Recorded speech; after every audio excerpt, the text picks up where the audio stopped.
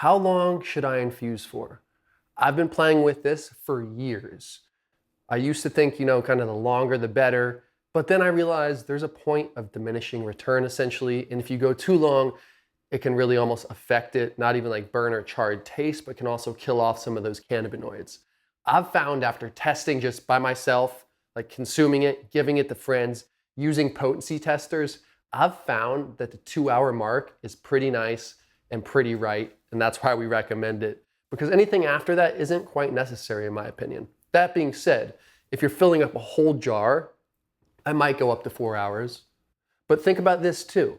When that 2 hour mark's up of infusing, you take your jar out, you set it on the counter, there's still gonna be residual heat in there. Now, even if you wanna go longer than that, what you can do is when it hits that 2 hour mark, you can just simply turn your oven off and let the residual heat in the oven still cook it up. So the 2 hour mark I find is sweet.